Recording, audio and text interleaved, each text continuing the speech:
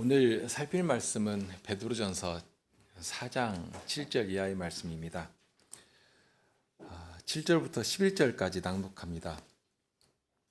만물의 마지막이 가까웠으니 그러므로 너희는 정신을 차리고 근신하여 기도하라. 무엇보다도 열심으로 서로 사랑할지니 사랑은 허다한 죄를 덮느니라.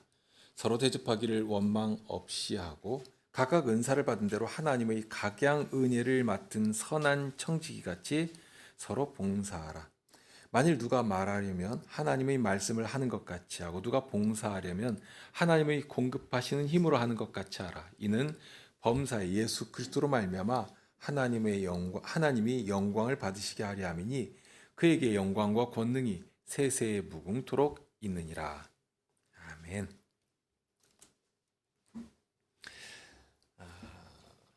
오늘 본문에 보면 하나님의 백성으로 어떻게 살아가야 할 것인가 하는 구체적인 교훈이 담겨 있습니다. 성도들에게 두신 영광된 사역이 있고요. 이 땅에 우리로 하여금 고난 가운데 나그네로 살아가도록 하실 때 그 나그네로 살아가는 우리의 삶이 어때야 할 것인가, 어떻게 하나님의 은혜 가운데 참된 사명자로서 살아갈 수 있는 것인가 하는 내용이 이 말씀에 구체적으로 담겨 있습니다. 사장을 시작하면서 좀 이렇게 눈에 딱 들어오는 표현이 하나가 있는데 죄를 그쳤다 하는 말입니다. 우리 현실을 보면 별로 이게 와닿지 않은 말씀이기도 하지만 분명히 선언적으로 말씀하시거든요. 죄를 그쳤다. 이 말씀이 무슨 뜻인가 하면 이제 죄와 상관없이 되었다 하는 말입니다. 예전처럼 죄가 나를 더 이상은 노예처럼 끌고 갈 수가 없게 되었습니다. 오히려 그런 죄의 권세, 사망의 권세가 나를 이끌려고 할 때 당당하게 너의 쏘는 것이 무엇이냐 하고 주님의 말씀을 의지해서 대적할 수 있게 그 능력을, 그 자격을 우리에게 부여하신 것입니다. 전에는 그렇게 할 수가 없었거든요. 그러나 이제는 아닙니다. 더 이상 죄의 노예처럼 되면 안 됩니다. 그리고 그것은 말로 되는 것은 아니거든요. 말로 아무리 나는 이제 이제 자유롭게 되었어 하고 말해도 행동하는 것이나 태도가 예전 죄의 노예처럼 막 뭐가 다가오면 빌빌거리고 굽신거리고 그렇게 되면 어떻게 되겠습니까?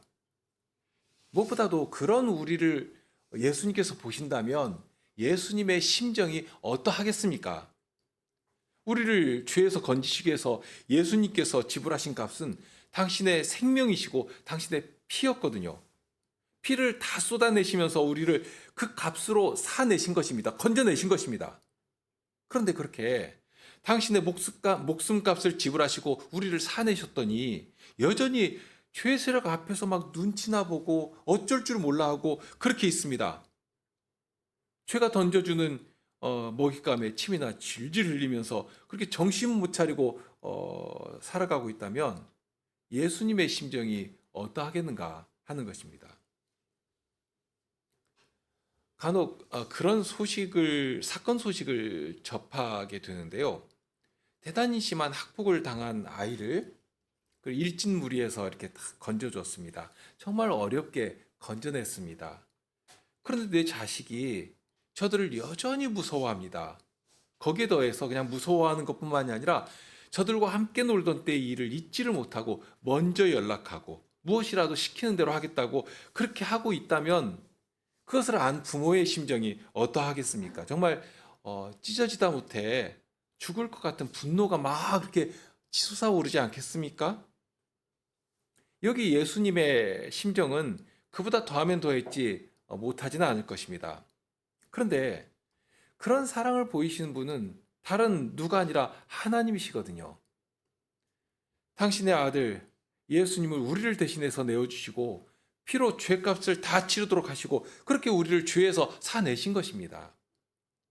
그런데도 여전히 예전처럼 죄를 먹고 마실 수가 있겠는가? 바울 사도가 로마서 6장에서 분명히 선언한 말씀이 있지 않습니까? 그럴 수 없느니라. 그럴 수 없다 하십니다. 죄에 대하여 죽은 우리가 어찌 그 가운데 더 살 것인가? 죄에 대해서 죽어버렸습니다. 죽었는데 어떻게 죄 가운데 더 이상 살아갈 수가 있겠는가? 그럴 수 없다 하고 말씀합니다. 다만 이처럼 아닌 것으로 끝나면 할 줄 아는 것이 그것밖에 없으니까 다시 옛 모습으로 돌아가기가 너무나도 쉽습니다. 이제 아닌 것, 죄와 관계가 끊어졌다. 죄에 대해서는 죽어버렸다 하는 사실을 알았다면 이제는 새로운 관계 안에 들어와서 새롭게 주시는 능력으로 살아가야 합니다. 그 일을 위해서 주님께서 우리를 건져주신 것이니까요. 죄일들과 대적하여 싸우고, 정말 이 장면은 어떻게 보면 아주 대단히 멋진 장면이거든요. 혹시 영화나 이런 데서 자주 클리셰처럼 나오는 것이 늘 불쌍하게 나쁜 아이들에게 맞고 지내던 그런 아이가 어느 순간 이렇게 각성을 합니다. 각성을 해가지고 자기를 괴롭히던 그 일진 무리들을 아주 꼼짝 못하게 박살을 냅니다. 그런 장면을 보면 아주 막 짜릿하죠. 쾌감이 느껴집니다. 그런데 그런 것과 아주 유사한 부분이 있거든요. 하나님께서 우리와 함께 하시면서 예전 우리를 노예처럼 정말 짐승처럼 끌고 다니던 그 죄의 권세를 아주 지혜롭고 능력 있게 하나님의 구원은 이런 것이다 하고 자랑하도록, 그렇게 우리의 순종을 통해서 죄의 세력을 멸하여 가도록 하신다 하는 것입니다. 얼마나 멋지고 자랑스러운 장면입니까? 이제 더 이상 죄는 우리를 끌고 갈 수 없거든요. 오히려 예수 그리스도의 이름을 힘입어서 죄와 싸울 수 있는 주님의 군사가 된 것입니다. 하나님께서 그런 우리를 사용하셔서 하나님의 영광을 나타내시고 하나님의 구원 사역을 이 땅에 펼쳐가기를 기대하시는 것이죠. 앞에 2장 9절에서 말씀하신 것처럼 우리를 어두운 데서 불러내어 그의 기이한 빛에 들어가게 하신 그분의 아름다운 덕을 선전하게, 자랑하게 하려고 하신 것이다. 그 일을 위해서 우리를 택하시고 부르신 것이다 하고 알려주셨습니다. 우리를 구원하신 하나님의 그 구원 사역에 동참하게 하시고 그분의 이름을, 그 구원의 이름을 온 땅에 다 듣도록, 정말 난 듣지 못했습니다 하는 사람이 한 사람도 없도록 그 일을 우리에게 맡기시고 하도록 하신 것이다 하는 것입니다. 아주 귀한 일이죠. 베드로 사도는 성도들에 대해서 자주 보면 하나님의 집에서 아주 기쁨으로 순종하는 주님의 종으로 설명한 일이 많습니다. 오늘 읽은 본문만 보더라도 맡은 청직이라는 표현이 나오거든요. 그러니까 집에서 일하는 집사라고 해도 될 것입니다. 이제 바울 사도는 이런 표현보다는 예수님을 머리로 하는, 그리고 우리는 예수님의 몸인 교회로 이렇게 연합된 몸으로, 그리고 성도들은 그 몸의 지체로 설명하는 성도의 삶을 묘사한 일들이 많은데요. 그런데 여기서는 베드로 사도는 그렇게 우리를 하나님의 백성된 주님의 집에 수종드는 종으로 또는 청지기로 살아가는, 그렇게 묘사한 일들이 많습니다. 그런 성도에게 두신 하나님의 뜻이 무엇이냐 하는 것을 베드로 사도가 가르쳐주고 있는데, 그러면서 구체적으로 어떻게 주님의 이름을, 우리를 구원하신 그의 기이하신 은덕에 들어가신 그분의 이름을 선전하도록 하신 것인가 하는 것도 알려줍니다. 그냥 말로만 예수 믿으라고 그렇게 외치고 다니면 되겠는가? 물론 그도 못한다면 아주 큰일이겠지만, 문제는 하나님의 나라는 말의 지혜로 전해지는 것이 아니지 않습니까? 자칫 말에는 아주 능통한데, 유대 지도자들이 그랬죠. 예수님께서 하신 말씀이 있습니다. 마태복음 23장 3절에 보면, 그러므로 무엇이든지 저희의 말하는 바는 행하고 지키되 저희의 하는 행위는 본받지 말라. 저희는 말만 하고 행치 아니하며 했습니다. 누구든지 자기 행위를 자랑할 수 있는 자는 없을 것입니다. 내가 이만큼 했으니까 자, 당신들은 나를 보면서 좀 본을 삼아라 하고 말할 수 있는 사람이 누가 있겠습니까? 아무도 그렇게 못하거든요. 그러나 적어도 성도의 행실이 하나님 나라의 아름다움을 자랑할 만한 그런 것 있어야 하지 않겠는가 하는 말입니다. 교회에 와서조차 하나님 나라의 부요함을 누리지 못한다면 세상에 어디에서 하나님의 선하심을 맛보아 알 수 있겠습니까? 그 이론으로 되는 것 아니거든요. 예를 들면 우리가 운동을 배울 때 그냥 말로 설명해서 배울 수 있는 것은 아니지 않습니까? 수영 하나를 배울 때에도 코치나 강사가 이게 말로도 잘 설명해 주지만 시범을 착 보여줍니다. 그러면 방금 들었던 말이 눈앞에서 이렇게 펼쳐지는 것을 보면 저렇게 하면 되는 것이구나. 그 말이 이런 것이구나 하고 이렇게 쉽게 이해하고 따라하고 쉽게 만듭니다. 그런데 말로만 잔뜩 설명하고 시범을 안 보여준다거나 아니면 시범을 보이는데 아주 엉터리 같이 보여버립니다. 그러면 배우는 사람 입장에서는 더 어렵게 되거든요. 그러니 예수님이 마태복음 23장 15절에서 하신 말씀이 그렇습니다. 화 있을진저 외식하는 서기관들과 바리새인들이여, 너희는 교인 하나를 얻기 위하여 바다와 육지를 두루 다니다가 생기면 너희보다 배나 더 지옥 자식이 되게 하는도다. 바리새인들이 외식을 하니까, 외식이라고 하는 것은 딱히 어려운 말은 아닙니다. 쉽게 그냥 겉다르고 속다른 것입니다. 속에 은큼한 것이 잔뜩 들어있으면서 겉으로는 아주 고상한 척, 경건한 척, 그렇게 하는 것이죠. 그러니까 말로는 경건을 말하는데 삶이 그렇지 못한 것이고, 그러면 그것이 외식입니다. 그런 식이 되면 하나님의 선하심을 자랑하고 했던 것, 말로 엄청나게 선전하면서 그렇게 자랑하고 했던 그 모든 것들이 무엇이 되겠는가 하는 것입니다. 사람들이 다 알거든요. 저거 말만 번들으라 한 사람이라고, 다 저거 거짓말이라고 이렇게 딱 판단해 버리지 않겠습니까? 사도는 그리스도께서 당신의 피로 값주고 사신 자들로 이루어진 이 복된 사회, 사탄의 능력이나 죄의 권세가 정말 그림자조차 비출 수 없는, 정말 그렇게 해주셨거든요. 1절에 죄를 그쳤다고 하셨지 않습니까? 그런 것처럼 그런 거룩한 사회 안에 있는 성도라면 그런 성도들에게서 다시 나와서는 안 되는 현저한 죄의 모습들이 있다 하고 우선 그런 죄의 모습이 무엇인지를 이 앞에서 알려주셨습니다.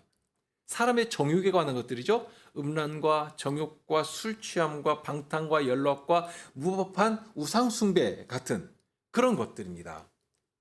하나님의 통치를 자랑하며 하나님 나라를 건설하도록 주신 것들이 있는데 그것을 합당한 자리에 주님 나라의 영광을 위해서 복된 자리에 사용하는 것이 아니라 다 가져다가 자기 욕망을 위해서 자기 행복을 건설해 나가는 것입니다.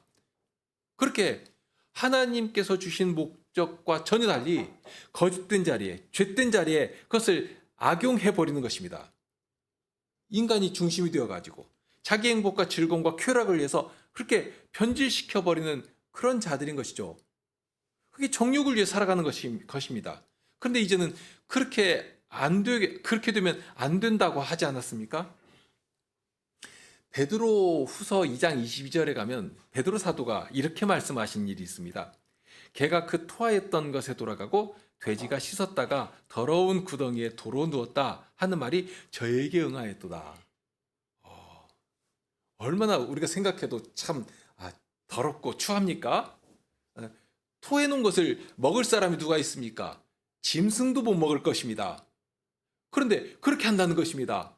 실컷 씻어놓고 깨끗하게 되는데 다시 더러운 웅덩이 들어가가지고 뒹굴면 어떻게 되겠습니까? 그렇게 되면 안 되는 것이죠. 이건 상식적으로 생각해도 안 되는 것입니다. 그러니 앞에서 사도가 지나간 대로 족하다, 이미 충분히 해봤지 않느냐 하는 그런 말씀도 하신 것이고요.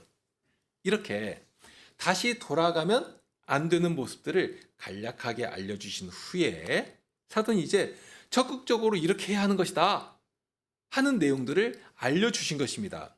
그러니까 이거 나쁜 것이다, 이것 하면 안 되는 것이다 하고 이론적으로 배워서 그 안 하고 그치는 거 참 중요합니다. 그러나 그것이 전부가 아니라는 것입니다. 이제 죄의 일은 버렸습니다. 그러면 하나님께서 기뻐하시는 그런 모습들이 우리 생활 속에서 나와야 하지 않겠는가 하는 것이죠. 우리가 늘 생각하는 것이지만 개혁이라고 하는 거, 우리가 개혁교회 아닙니까? 이 개혁이라고 하는 것은 아닌 것 비판하고 버린다고 되는 것은 아닙니다. 긴 것이 무엇인지를 알고 그것을 바로 붙들고 세워야지만 개혁이 됩니다. 그렇지 않으면 어떤 현상이 일어나는가? 세워가는데 힘을 내지 않으면 마치 예수님께서 말씀하신 것인데, 귀신 들린 자가 귀신이 그 사람에게서 나갔습니다. 그러니 이제 그 순간 정신이 똑바로 됐겠죠? 그렇게 차리고서는, 정신 차리고서는 집안을 깨끗하게 했습니다. 그런데 귀신이 나갔다가 어디 갈 곳이 없으니까 다시 전에 나왔던 그 사람에게로 돌아가려고 합니다. 그리고 봤더니 아주 깨끗하게 청소가 되었단 말입니다. 그러니 그냥 들어갈 수가 없겠고, 그러니 이제는 더 악한 귀신을 7이나 데리고 돌아간 것입니다. 그러니 어떻게 되었겠습니까? 그 사람이 처음보다 심하게 악하게 되어버린 것입니다. 자, 그렇게 되기가 쉽다 하는 말씀입니다. 아주 주의할 말씀이죠? 우리가 이것저것 비판하는 것 참 잘합니다. 그러면 그렇게 비판하고 버렸다면 이제는 정당한 것이 무엇이냐 하는 것을 바르게 알고 그것을 힘써야 합니다. 우리 삶 속에서 이렇게 잘 구현되도록, 어떻게 보면 배트되어서 이렇게 나타나도록, 막 저절로 자라도록 하는 자리까지 이르도록 해야 하는데, 사도가 여기에서 정확하게 그것이 무엇인지를 구체적으로 알려주시는 것입니다. 7절부터 나오는 내용이 그것인데요. 11절까지 읽었는데 대략 크게 4가지 내용이 나오죠. 첫째로 말씀하신 것은 7절에 기도하라 하고 말씀하셨죠. 자, 그리고 두 번째로는 서로 사랑해라 하고 말씀하십니다. 그리고 세 번째로는 서로 대접하라고 하시죠. 그리고 마지막으로 말씀하신 것은 은사로 서로 봉사해라 하고 말씀하십니다. 자, 이 4가지 내용이 참으로 중요하게 이 교회를 건설해 가는 일에, 이제는 사람의 정욕대로 살아가던 그 자리에서 이제 돌이켰습니다. 돌이킨 거 참 잘했습니다. 그렇다면 이제는 어떻게 하나님의 선하심을 자랑하며 거룩한 사명을 감당할 수 있을 것인가? 바깥을 향해서, 하나님을 믿지 않는 사람들을 향해서도 이렇게 자랑하고 나타내 보이는 건 참 중요하지만, 그에 앞서서 정말 이 안에서부터, 우리 안에서부터 이렇게 응축되어 가지고 나와야 할 것이 무엇인가? 그리고 어떻게 나타낼 수 있는 것인가? 무엇을 가지고 그 일을 하도록 하신 것인가? 하는 것을, 그 비밀을 여기에 담아서 알려주신 것입니다. 만일 이것을 알지 못하면 사람의 열심으로 하다가 망하기가 참 쉬운데요. 예수님의 말씀이 적용될 수 있을 것 같습니다. 처음에는 무슨 건물이라도 지을 것처럼 막 지어 올리는데, 그런데 도중에 준비한 것이 다 떨어져 가지고 포기해버리면 어떻게 되겠습니까? 아니면 처음 시작한 그 자리에서 몇 년이고 막 이렇게 뱅글뱅글 돌다가 겨우 그 정도로 만족하고 나는 이만큼이라도 했으니까 다행이다 하고 자랑해버리면 결국 사람들의 비웃음거리가 되기 쉬운 것입니다. 그러니 베드로 사도는 이거 알려주시는 것입니다. 알려주시니까 순종해라, 이거 힘써라 하고 하신 것입니다. 자, 그러니 이 말씀을 구체적으로 생각하기 전에 먼저 우리 마음 가운데 딱 붙잡아야 할 것은, 이제 들려주신 이 말씀을 정말 힘써 순종해야겠다 하는 그런 심정이 여러분들에게 가득하시기를 바랍니다. 그렇게 되어야겠죠? 예. 오히려 아는 것을 멈춘다면 그 아는 것이 사람을 교만하게 만들고요. 교만한 것은 하나님께로부터 아주 심하게 책망받을 죄가 되는 것이거든요. 오늘은 처음 나오는 기도에 대해서 생각해 가겠습니다. 기도하라고 하십니다. 그런데 그냥 기도하라 하시는 것이 아니라 그 앞에 어떤 조건들이 담겨 있죠? 우리가 이제까지 기도에 대해서 참 많이 배웠습니다. 그리고 얼마 전까지만 해도 소위문답을 공부하면서 오후에 예수님께서 가르쳐 주신 기도를 배웠는데, 그때 강조했던 내용들이 몇 가지가 있습니다. 혹시 강조해서 배웠던 내용들이 생각이 나시는지 모르겠는데요. 기도는 하나님께서 우리로 하여금 하나님과 교통을 나누게 하시려고 주신 은혜의 방도다 하는 점이 있었죠. 그게 기도입니다. 하나님께서 우리와 교통을 나누시는데 기도를 통해서 교통을 나누십니다. 얼마나 복되고 영광스러운 방도인지 모릅니다. 한낱 인생에 불과한 정말 피조물에 불과한 우리가 하나님께 나아가서 무엇이라도 구하고 아뢰고 할 수 있는 이 자격을 이 기도와 함께 허락해 주신 것입니다. 기도로 나오게 하셨으니까요. 자, 그러면서 또 강조한 것이 있는데요. 무엇인가 하면 기도를 배우는 목적은 무엇인가? 기도를 하라고 말씀드렸습니다. 기도라고 하는 것이 기도는 이런 것이구나 하고서는 무슨 박물관에서 오래된 유물을 구경하듯이 구경하는 것이 기도가 아닙니다. 책상에 앉아서 이론으로 배우는 것이 기도가 아니라 하는 말씀입니다. 기도는 어렵게 생각할 것은 없습니다. 다만 중요한 것은 이 기도라고 하는 것이 영혼의 호흡과도 같은 것이니까요. 기도를 하는 것이 중요합니다. 해야 합니다. 어린아이 같은 보채모루라도 또는 아픈 병자의 탄식처럼이라도 하는 것이 중요한 것이지, 이런 것이 기도구나, 참 좋은 것이구나 하고 논리로 배우고 그냥 책상에다가 딱 얹어놓으면 그것은 아무런 쓸모가 없는 것입니다. 해야 합니다. 다만 기도라고 하는 것이 이 기독교에만 있는 것은 아니지 않습니까?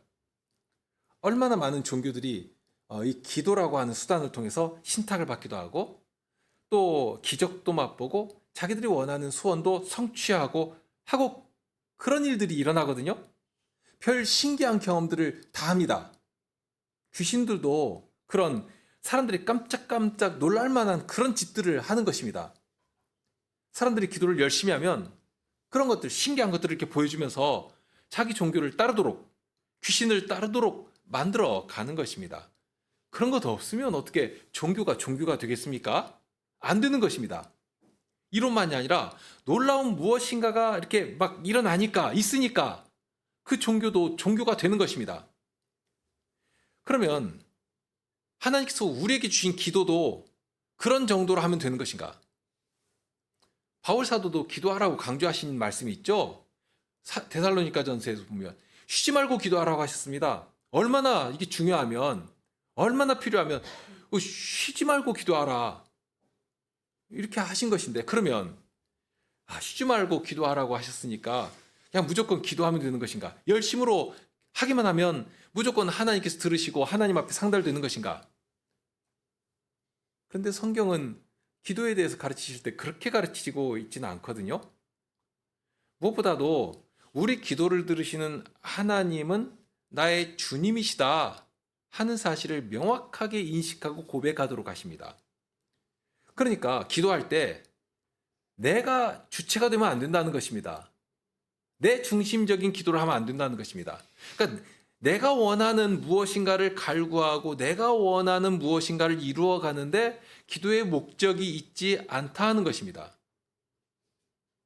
우리의 기도는 우리의 구원이신, 우리를 피로 값주고 사신 나의 주님이 주인이신 하나님의 뜻을 따라서 무엇이라도 구하는 은혜의 방도입니다. 가장 좋은 것은 내가 소원하는 바가 하나님의 뜻 안에 있고 하나님께서 바라시는 것들이 우리의 소원이 되고 하는, 그것이 차이가 없다면 그것처럼 귀한 일은 없을 것입니다. 그러나 우리에게는 한계가 있거든요. 그러니까 먼저 중심, 주체가 누구시 하는가, 나의 기도를 이끌어가는 주제가 무엇이 되어야겠는가 하는 것을 늘 생각해야 한다는 말씀입니다. 우리가 그런 이 기도라고 할 때 우리가 기도하기 전에 이미 그리스도께서는 우리를 위해서 하나님 우편에서 간구하신다 하는 사실도 알려주셨고요. 또 우리가 무엇 빌바를 알지 못할지라도 우리 중에 계신 성신께서 말할 수 없는 탄식으로 우리를 위해서 친히 간구하신다 하는 사실도 알려주셨습니다. 그러니까 우리는 우리가 무엇을 구할지 모른다 할지라도 이미 예수님께서 우리를 위해서 기도하고 계시고요. 성신께서 우리를 위해서 말할 수 없는 탄식으로 아버지 하나님 앞에 간구하고 계시는 것입니다. 그러니까 나보다도 더 잘하시는 우리 주님께서 우리의 모든 필요를 우리 하나님 아버지 앞에서 간구하고 계시니까 언제라도 하나님 앞에서 지금 기도하고 계시니까 해야 하는 것인데요. 그럼에도 불구하고 우리로 하여금 우리도 기도하라고 하신 것이거든요. 그러니까 성씨께서 우리 예수님께서 기도하고 계시니까 너희들은 할 필요 없어. 안 해도 다 알아서 해주셔 하고 하시는 것이 아니라 그럼에도 불구하고 기도하라고 하신단 말씀입니다. 사실 이 기도하라고 하신 이 우리에게 분부하신 이 말씀을 보면 우리를 얼마나 사랑하시고 귀한 존재로 여기시는가 하는 사실을 반증하는 일이기도 합니다. 앞에서도 잠깐 언급했지만 아무라도 그냥 구하기만 하면 하나님은 사랑이시니까 누구의 기도도 다 들어주시는가? 어림없는 이야기거든요. 오로지 하나님을 아바, 아버지라 부를 수 있는 자들만이 하나님의 이름을 부르며 기도할 수 있는 것입니다. 그 자격을 예수 그리스도의 피 안에서 받아주시는 것입니다. 하나님께 사랑하시는 자, 곧 그 뜻대로 부르심을 받은 자들만이 기도할 자격을 얻는 것입니다. 자, 중요한 것은 기도해야 하는 것인데요. 여기 베드로 사도도 동일한 권면을 하고 계십니다. 기도하라고 하시죠? 기도해야 합니다. 다만 그냥 기도하면 되는 것이 아니라 여기 보니까 조건이 달려 있죠? 정신을 차리고 근신해서 기도해라 하고 하십니다. 어떤 분은 이 부분을 설명할 때 열정적으로 기도하는 것이다 하고 가르치기도 하는데요. 단순히 열정적으로 기도하라는 말씀은 아닙니다. 사실 이 조건이 어떤 명확한 기준을 제시해주고 있거든요. 우선 정신을 차리고 기도하라고 하십니다. 그러면서 근신하여 기도하라고 하십니다. 두 단어가 의미가 이렇게 상당히 이렇게 서로 상호 교환적인 단어거든요. 그러니까 유사한 두 개의 단어를 거듭 사용하는 것은 강조하는 사실이 있다는 것을 알게 하는 거죠. 말 그대로입니다. 정신 차리고 그러니까 맑은 정신으로 하라는 것입니다. 그러면서 아주 명확한 인식을 가지고 하라는 뜻이기도 하고요.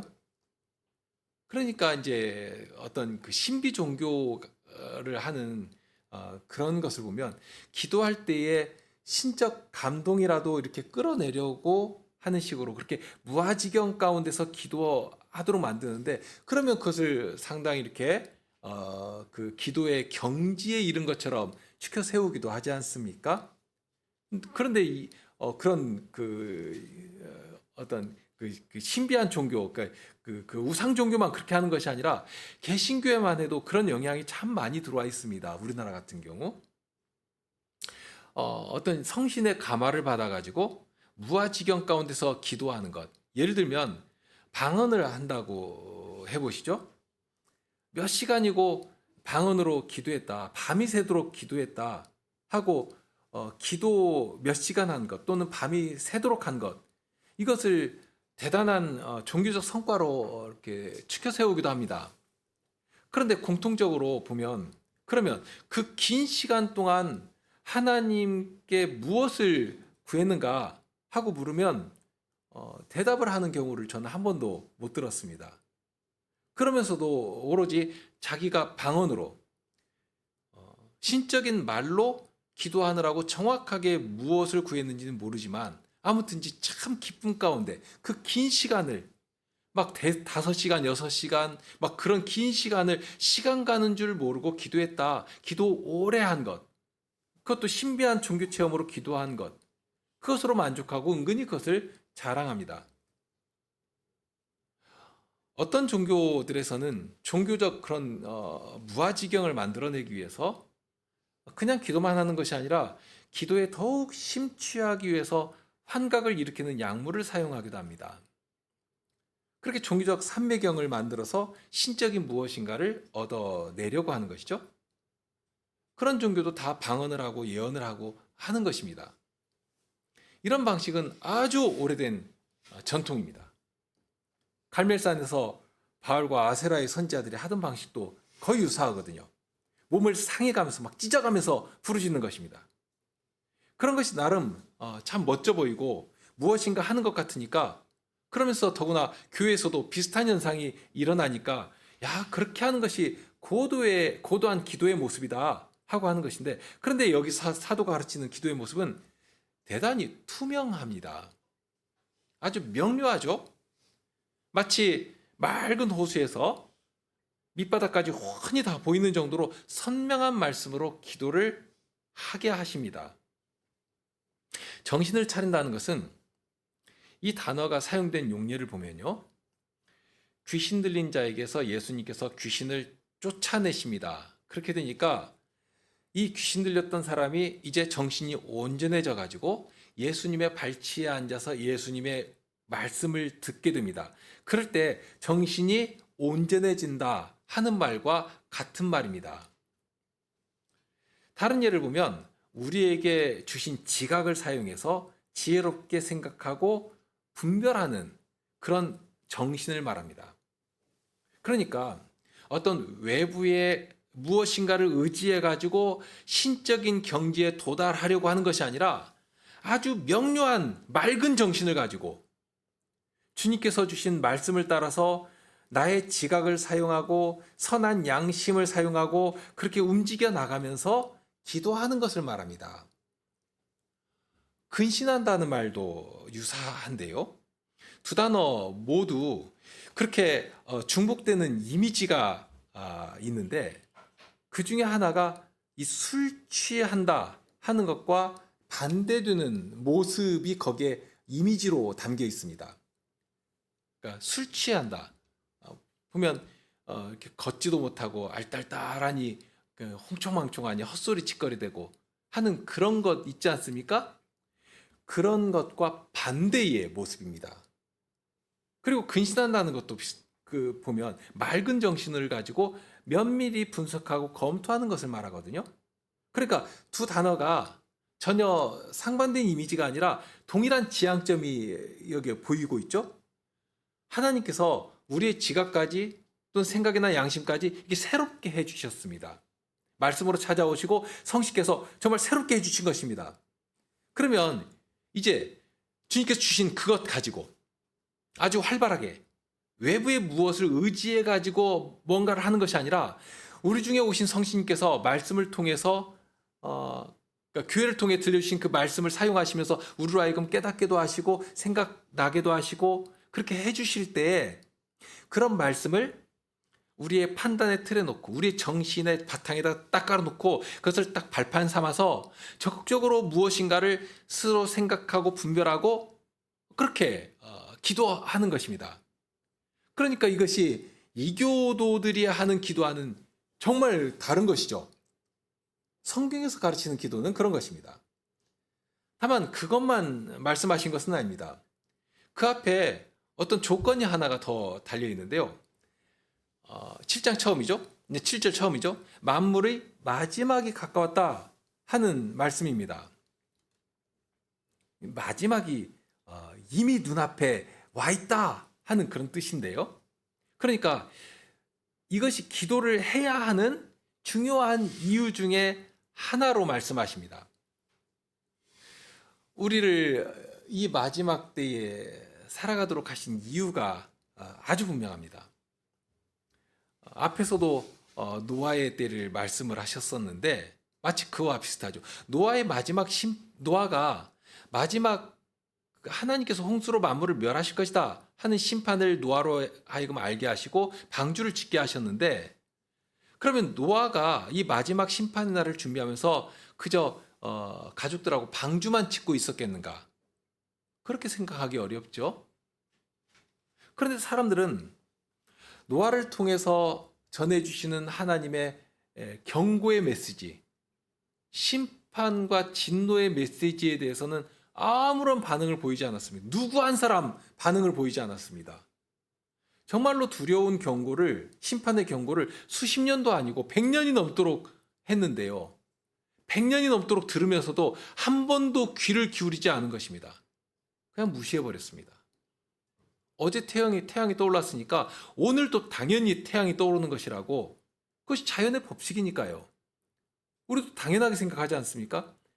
그러니 흔들리지 않을 이 땅 위에 자신들의 문화를 축적하면서 시집가고 장가가고 그렇게 자신들의 행복을 축조해 나간 것입니다. 하나님이 없는 것처럼 전혀 필요 없이 그렇게 살아버린 것입니다. 그런데 오늘날 보면 세상만 그런 것처럼 보이지는 않거든요. 정말 두려운 것이 그런 것입니다. 노아의 때와 같이 심판의 날을 준비하며 마지막 시대를 살아가야 할 교회도 세상과 차별됨이 없어 보입니다. 오히려 교회 안에서도 세상의 일들이 너무너무 자랑됩니다. 세상도 부러워할 만한 권력과 부를 거머쥐기 위해서 얼마나 고군분투하는지 모릅니다. 인생 성공을 자랑하고 자기 좋을 것 잔뜩 쌓아놓고서는 이것이 하나님의 축복이라고, 내가 믿는 하나님은 나를 이런 식으로 사랑하시는 분이시라고, 그것 세상이 자랑하는 것, 부러워하는 것, 그거 자랑하려고 합니다. 영원토록 세상에 털을 쌓고 살아갈 것처럼 세상에 온갖 보화를 쌓아놓는 것입니다. 과연 그것이 교회 능력이고 하나님을 선전하는 것인가?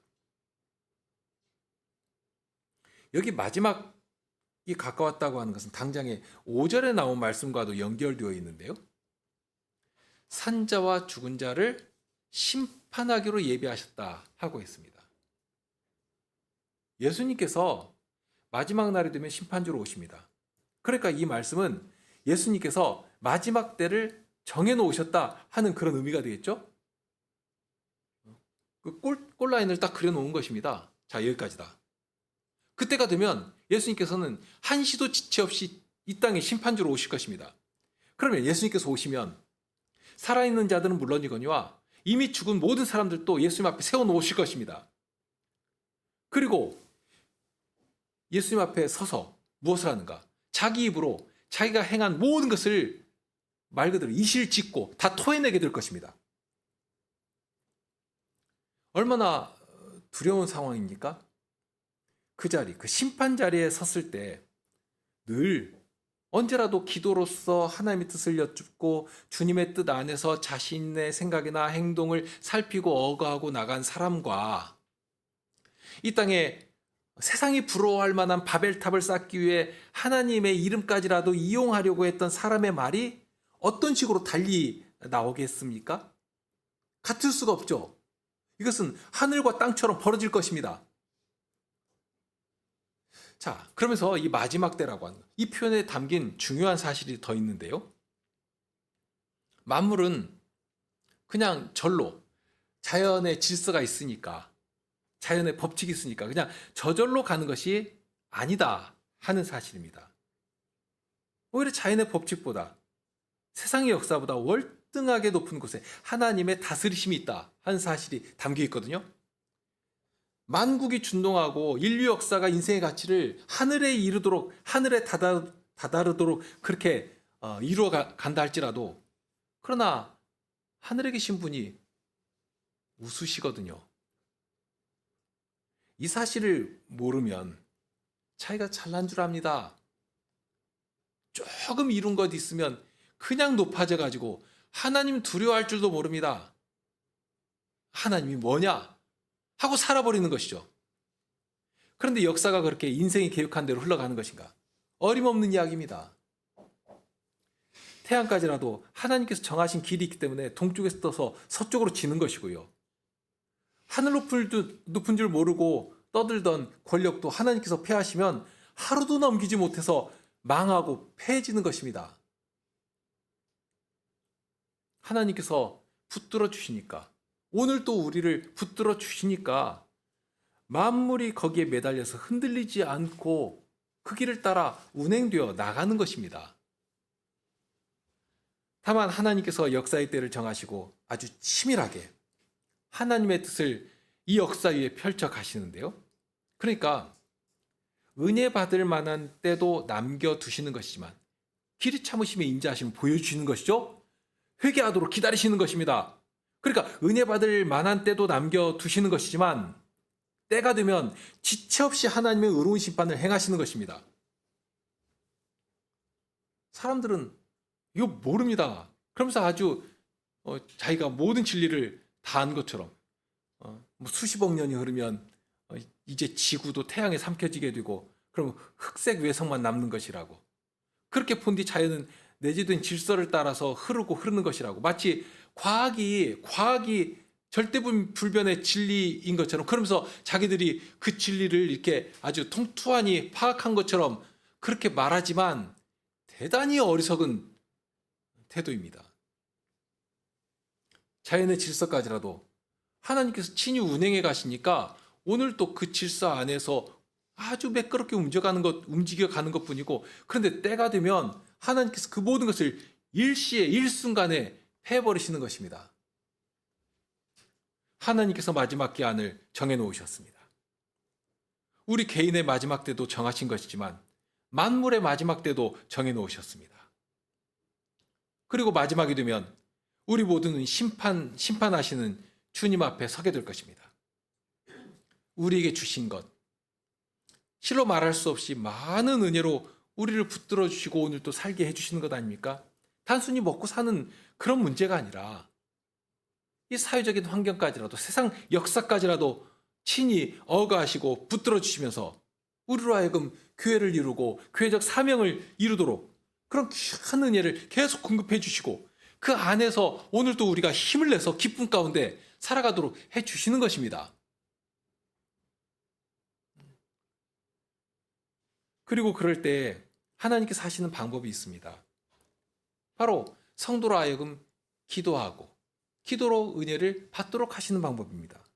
그러니까 성도의 기도를 들으시고 그 기도에 응답하시는 방법으로 그렇게 성도들의 반응을 이끌어내시면서 성도의 기도에 응답하시고 그의 삶을 붙들어 주시고 그러니까 이것이 단순히 우리를 그냥 종으로만 대하시는 것이 아니라 하나님과 굉장히 가까이 나아가도록 하시고 하나님과 우리와 대면해서 말씀을 그러니까 우리와 대화를 나누시면서 친근히 사귐을 나누면서 주의 백성으로 살아가도록 하시는 그러니까 우리의 말이나 행동에서 삶 속에서 하나님의 선하신 뜻이 정말 아름답고 능력 있게 이렇게 자랑되도록 세상의 권세를 파하시는 하나님의 그 다스리심이 우리의 순종을 통해서 나타나도록 그렇게 우리와 함께 해주시는 것입니다. 그것을 무엇으로 하도록 하신 것인가?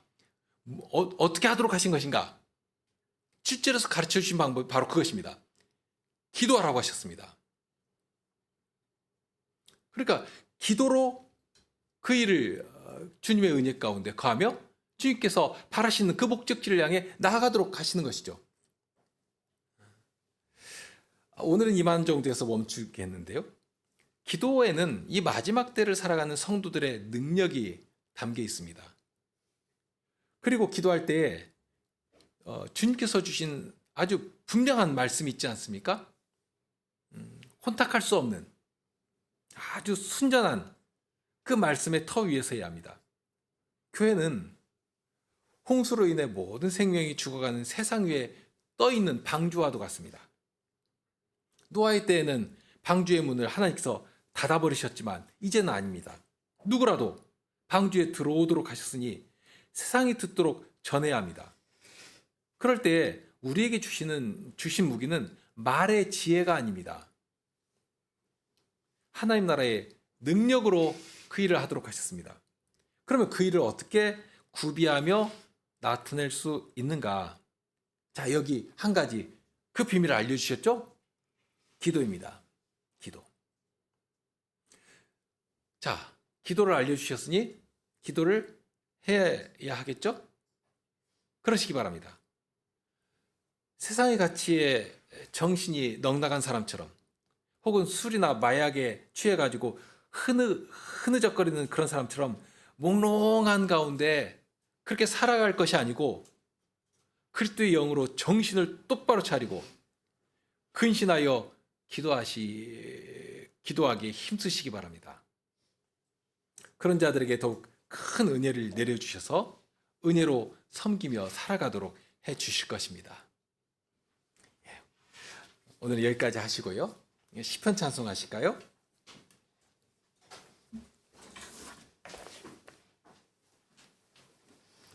96편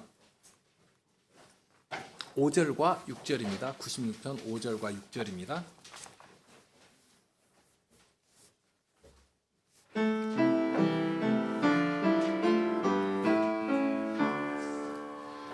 예물을 들고 들어가 성소에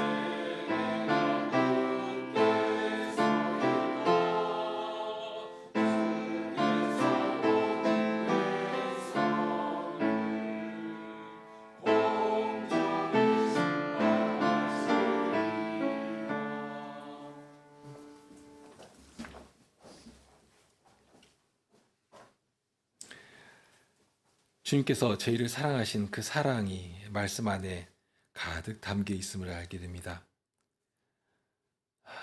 저희가 주님께 기도할 자격이 있기나 한 것인지 정신이 대단히 어리석고 혼미한 그렇게 세상의 술에 취한 자들이지만 성신께서 말씀으로 함께 하시며 그리스도의 지각에까지 자라도록 하셨습니다. 정신을 차리고 근신하게 하시고 그런 정신을 가지고 기도하게 하시고 기도할 때에는 기도에 응답하시고 응답하실 때에는 저에게 주시는 은혜가 실로 능력이 있으시다 하는 것을 알게 하시고 그렇게 주께서 복 주시고 은혜를 내려주셔서 그 은혜 안에 은혜로만 살아가는 저희들이 되게 해 주셨습니다. 그러니 기도로 주님의 은혜를 받게 하시고 기도로 주님의 사역에 기꺼이 동참하는 저희가 되게 하여 주옵소서. 이렇게 명하시는데도 아주 교만하여서 나는 기도하지 않고도 살 수 있다 하는 그런 어리석은 자리에 떨어지는 성도들이 아무도 없게 하여 주옵소서. 이제도 기도하라 하셨으니 항상 진리로 찾아오셔서 진리로 모든 것을 분별하며 주님께 기쁨을 드리는 저희가 되도록 늘 은혜로 함께하여 주시옵소서. 우리 주님 예수 그리스도 이름으로 기도드립니다.